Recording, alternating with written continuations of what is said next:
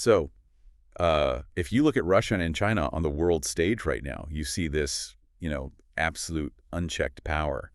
But if you look under the hood of their economies, you find a much darker reality. Yeah, absolutely. And today is a direct analysis of those two heavyweights with the latest information we have. And what it shows is that ordinary citizens are basically being squeezed dry to pay for state glory.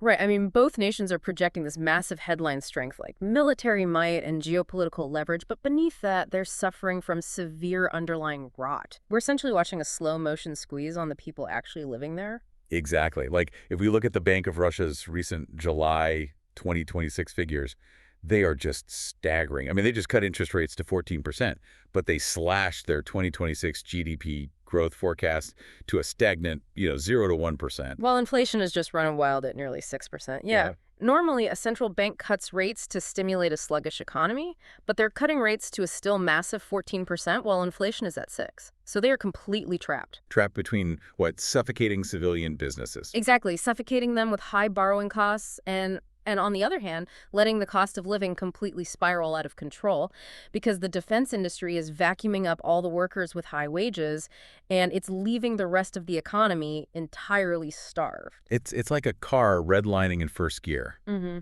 The military's getting all the gas, and the civilian engine is just completely burning out. That is a perfect way to put it. And, when you redline, parts start breaking. We are actually seeing the conflict physically come home now. Oh, like the Ukrainian strikes on Russian refineries. Yeah, those strikes are causing massive domestic fuel shortages. It's forcing Moscow to extend gasoline export restrictions just to, keep things running. Which means fuel goes up, food and transport go up. Plus, you have major commercial infrastructure taking hits, too. Right. Like the recent destruction of those Wildberries warehouses, which is essentially, Russia's Amazon, that just wiped out the inventory of thousands of small vendors overnight. And because that internal civilian economy is bleeding out so badly, Moscow relies almost entirely on foreign energy revenue to stay afloat. Which is exactly why the EU just adopted its 21st sanctions package this July. Right. This is the crackdown on the shadow fleet. Yeah. Exactly. The shadow fleet is this whole network of aging, uninsured oil tankers. They sail under false flags to sell crude off the books. Wow. And they use decentralized crypto ledgers to process the payments, completely bypassing the global banking system. So the EU is finally going after both the ships and those crypto networks. Well, I mean, we've had sanctions for years, right? What actually breaks the bank here? Well, the answer might actually be sitting in the U.S. Senate right now.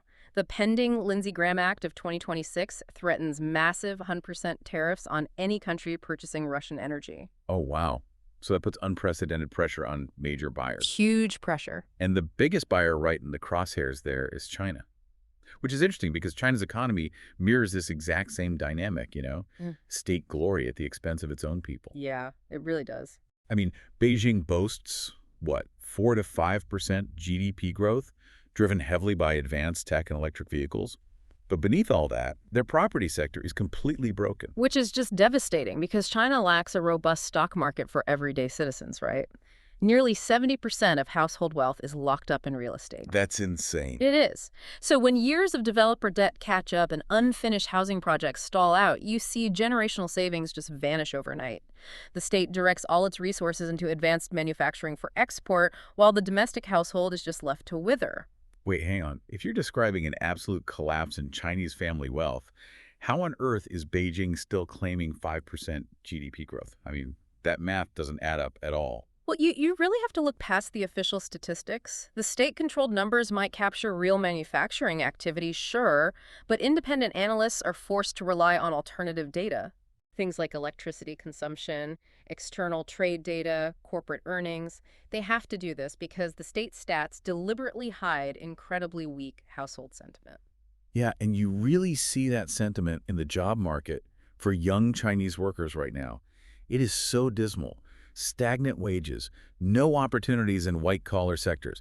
I read they are resorting to extreme housing cost-sharing arrangements just to survive. Yeah, they're hoarding whatever savings they have out of pure economic insecurity. So both nations have the financial resources and political control to continue their military and strategic pushes for, the next year or two. Right, but it requires deliberately squeezing their citizens to foot the bill. Exactly. And why should you, the listener, care about this domestic fragility halfway across the world? Well, because this is what drives global trade friction, tariffs, and technology restrictions. Yeah, which directly impacts Western supply chains. And ultimately, it hits your wallet. But, you can only redline a car for so long before the engine blows. The underlying rot just cannot be hidden forever. No, it can't. Which leaves us with this final thought for this deep dive. If true economic growth vanishes, and everyday citizens feel entirely financially squeezed with nothing left to lose, will the leaders in Moscow and Beijing be forced to rely exclusively on extreme nationalism and escalating global conflicts just to maintain their grip on power?